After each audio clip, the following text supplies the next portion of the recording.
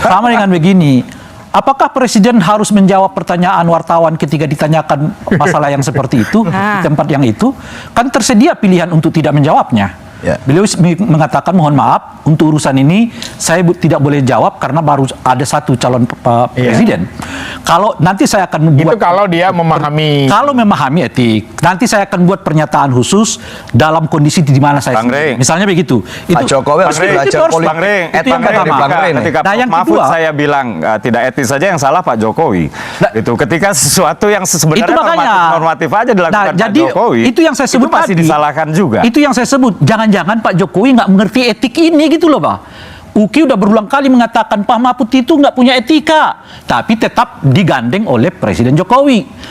Pencalonan Gibran itu tidak ada etikanya, tetap digandeng, dipersilakan oleh Pak Jokowi. Pertanyaannya sebetulnya, Pak Jokowi itu mengerti etik demokrasi apa enggak? Gitu loh kira-kira tuh. Itu pertanyaannya. Nah, ini sama kayak gini. Etik itu sama kayak Pak Jokowi diusung oleh Bu Mega PDIP menjadi wali kota 2 kali, gubernur 1 kali, presiden 2 kali, mantunya jadi wali kota, anaknya wali kota. Lalu dia melawan. Itu etika tuh enggak? Lagi-lagi pertanyaannya, Presiden ini mengerti etika demokrasi apa enggak? Itu Sama kayak pertanyaannya. Pak Prabowo, Sama kayak sudah Pak Anies sampai ya. orang meninggal Sama kayak dunia, Pak Anies ya. kemudian sampai orang 64 juta pemilihnya meninggalkannya, lalu dia bilang saya demi bangsa dan negara saya Oke. pindah. Sama Itu kalau- nggak Sama etika, kayak Pak melanggar Anies ya. hukum. Sama kayak Pak Anies ya. Nggak, itu nggak melanggar hukum, tapi Pak nggak Anies, etika. Pak Anies yang diusung oleh Bang Iqbal pernah Kalau Pak Anies mengatakan, satu orang, pernah tapi 64 juta pemilihnya ditinggalkan. bahwa dirinya tidak akan nyapres selama Itu Pak 5 Prabowo tahun, itu 5 masih tahun. nyapres. Kalau dia nyalon terus, masa kita nunggu dia sampai tapi nggak nyalon? kemudian di statement itu kan nggak disebutkan tanggal kadaluarsanya ya. Enggak begitu. Jadi Itu sebenarnya menunjukkan namanya nggak percaya diri. Jadi sama dengan Dari orang dari ya, segi orang yang melarang aja udah diangkat nggak boleh, ya. karena Sebetulnya maju itu begini. hak ketika konstitusi nyalon seseorang. saya PKI, begini, Bung ya. Uki. Kemudian Maju itu ketika hak sama-sama konstitusi orang, gitu nyapres, loh. ketika Bagi sama-sama saya nyapres, begini ketika di pertanyaannya, debat Bung Uki, Nah, ya. satu-satu. Bagi saya begini pertanyaannya, kalau menurut Bung Uki tindakan Anies itu tidak punya etik, apakah tindakan Gibran sebagai calon wakil presiden yang memanfaatkan putusan Mahkamah Konstitusi yang dinilai oleh MK sebagai putusan yang cacat moral, itu juga etik atau tidak?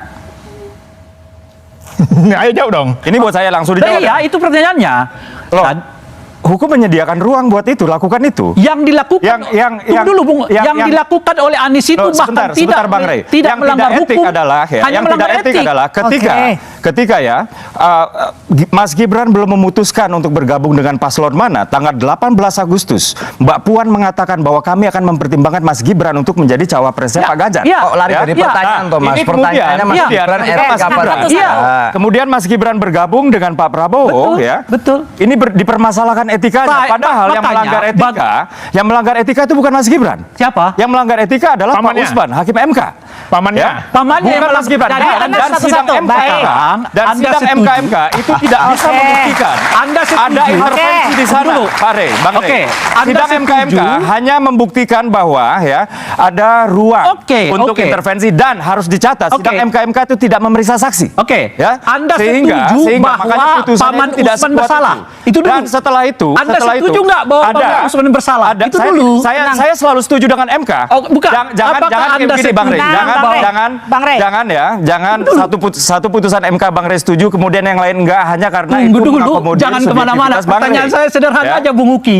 Kenapa? Anda setuju nggak bahwa Oke. Paman Usman itu bersalah? Ya, dia melanggar etika dan Melanggar dia etika. Iya, udah Jadi, melanggar etika. Paman kemudian, Paman tapi Usman kemudian, melanggar tapi kemudian etik. ada penggugat putusan lagi yang di MK. dibuat oleh dia itu Ada dengan penggugat sengaja lagi di MK yang Aduh. membatalkan putusan Di nomor situ, 40 ya.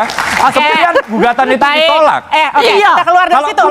Kalau satu Pak hal Rey, yang cukup, menguntungkan Mas Uki. subjektivitas Bang Rey itu Oke. kemudian Anda pegang, yang lain nggak Anda pegang, Anda itu Betul. sendiri berarti Bagi nggak saya adil. udah cukup Oke, tuh, cukup, Bung Uki. cukup, Pak Kalau Rey, Anda cukup. mengatakan Mas Uki, bahwa cukup. Paman Usman itu Oke, salah cukup, Pak Rey. secara etik, bagi saya Loh, sudah selesai. Kita konsisten dengan Tinggal putusan Anda MK, Bang secara Rey. etik Pak mau Rey, nggak cukup. mengambil Mas Uki, putusan cukup. Pak Rey atau tidak? Stop. Gitu loh. Saya ke Mas Eno. Mas Eno, jadi gimana? Kalau menurut Anda ini memang endorsement dari Jokowi itu menakutkankah buat 03? Ya enggak, saya barusan menikmati itu problem pengelakan dari etik-etik itu tadi. Jadi ya saya menikmati.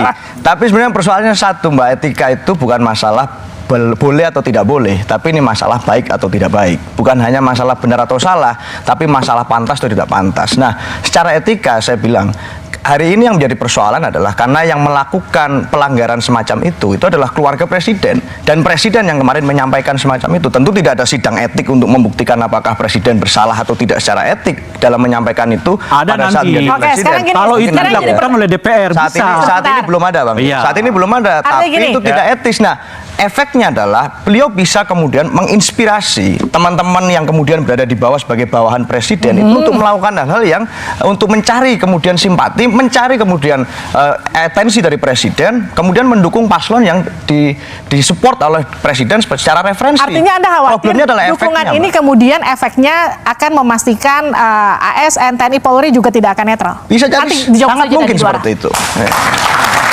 Kalau Jokowi memihak, bagaimana memastikan aparatur sipil negara itu bisa tetap netral? Ya pasti akan mengacaukan sistem pemerintahan ya. Tetapi saya tidak lebih mendalam di situ. Saya mengatakan bahwa kami menduga sebenarnya efek Pak Jokowi ini nggak gede-gede banget. Contohnya PSI. Kalau PSI itu udah masang muka Pak Jokowi kemana-mana, harusnya surveinya 10%. Tapi sampai sekarang nggak lolos-lolos juga itu. Jadi sebenarnya itu kepuasan semu. Dibagikan sembako, baru disurvei. Ya wajar aja. Akhirnya surveinya tinggi gitu loh. Harusnya kalau PSI itu mengaku sebagai partainya Pak Jokowisme, harusnya surveinya 10%. Yang kedua, ini bisa juga kenapa surveinya nggak tinggi, gara-gara Pak Prabowo ini suka curhat kalau kampanye. Saya dihina, saya dikasih nilai sekian. Sementara Pak Anies mendengar rakyat. Makanya kalau kampanye itu jangan curhat, dengarkan rakyat. Supaya surveinya tinggi, jadi Pak Jokowi nggak perlu turun tangan. Mas Eno, pertanyaannya sama. Ya, terima kasih. Jadi saya rasa kalau persoalan netralitas ASN dan aparat, kita sudah sulit untuk mengharapkan apapun dalam proses nanti sampai ke sekian hari menjelang pemilu. Karena hari ini pun tidak usah bicara tentang pelanggaran hukum, tentang etika saja, mana yang harusnya disampaikan, mana yang tidak seharusnya disampaikan. Presiden tidak mampu membedakan itu, dan akhirnya kemarin publik melihat itu. Saya merasa bahwa jangan-jangan ini adalah sebuah ungkapan di mana ada kekhawatiran di dalam kubu pendukung yang seafiliasi dengan Presiden Jokowi terhadap paslon yang mereka dukung. Jangan-jangan selama ini narasi satu putaran yang digaungkan di mana-mana hanya sebagai satu fantasi saja. Sehingga pada saat mereka melihat realita bahwa di survei ternyata di berbagai kampanye akbar Mas Ganjar Pranowo dihadiri oleh begitu banyak orang, kemudian Pak Mahfud kampanye tabrak profnya mantik semangat anak muda, Sleng ikut bergabung dengan Ganjar Mahfud. Jangan-jangan ada kekhawatiran bahwa di etapa akhir ini kemudian narasi satu putaran itu hanya omong kosong saja bagi pasangan calon Prabowo Gibran. Jadi hari ini kami merasa bahwa pada saat besok presiden mau dukung siapa, bagi kami tidak ada masalah, karena yang paling penting adalah suara rakyat dan hati rakyat mau mengarah kemana. Oke, Mas Uki. Ya, siap. Kita sudah sering membahas ya soal insinuasi kecurangan-kecurangan dari pemerintah pusat, tapi kita suka lupa bahwa negara ini sudah menganut sistem pemerintahan desentralisasi. Gitu. Jadi yang patut kita perhatikan juga adalah pemerintah-pemerintah daerah yang menginstruksikan bawahannya atau menggunakan kegiatan-kegiatan berbasis APBD untuk memenangkan paslon tertentu, dan ini pernah terbukti oleh Ketua DPC PDI Perjuangan di Majalengka yang terbukti pertama menggunakan kegiatan berbasis APBD, kedua menginstruksikan jajaran pemerintahan Kabupaten Majalengka untuk memenangkan paslon nomor 3. Itu baru di Majalengka, belum di Bangka Belitung dan juga belum di Papua. Tapi nggak bisa ngerahkan tentara dan polisi kan, Bang. Dan yang Nggak kedua, bisa ngerahkan polisi, Bang. dan yang kedua, negara ini adalah negara hukum. Ya, artinya ketika memang kita melihat terjadi kecurangan-kecurangan, maka laporkanlah. Di sana hukum sudah menyediakan kanal-kanal. Jadi yang saya lihat ini, kalau misalnya ada orang-orang berteriak kecurangan padahal sendirinya curang tapi diam-diam aja, ini sebenarnya hanya sifat seseorang yang sudah tidak yakin menang tapi nggak siap kalah. Kurang lebih sih seperti itu ya. Sehingga sebaiknya kita nggak usah teriak-teriak kecurangan-kecurangan hanya demi bunga-bunga elektoral, karena ini apa? Ini akan meruntuhkan wibawa pemilu. Wibawa pemilu runtuh, maka wibawa demokrasi juga akan runtuh. Wibawa demokrasi runtuh, ini akan memberikan ruang buat ideologi asing yang macam khilafah dan lain-lain untuk masuk ke Indonesia, dan kita nggak mau itu. Oke.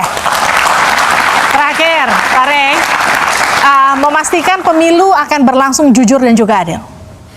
Ya, tentu ada peran sangat besar dari presiden sebagai kepala negara, kan beliau adalah penanggung jawab semua pelaksanaan pemilu ini. Kan semua laporan dari Bawaslu KPU nanti adalah kepada presiden sebagai kepala negara. Oleh karena itulah sikap presiden sebagai presiden yang penanggung jawab pelaksanaan pemilu itu memang wajib netral. Boleh nggak presiden sebagai individu untuk terlibat dalam pemilu? Boleh, tapi cuti dulu. Kira-kira begitu. Itu pertama. Nah, yang kedua ada soal Bawaslu Sejauh apa peran Bawaslu dalam hal ini? Saya jujur agak miris melihat kinerja Bawaslu kita hari ini. Makanya saya mengatakan sekarang ini kayaknya pemilu 2024 ini era di mana masyarakat dilatih menemukan pemilu, melaksanakan pemilu tanpa kehadiran Bawaslu. Kira-kira begitu. Nah, marilah secara mandiri sendiri untuk menanggulangi berbagai masalah yang berhubungan dengan pelanggaran-pelanggaran seperti tadi disebutkan oleh Bung Uki ya.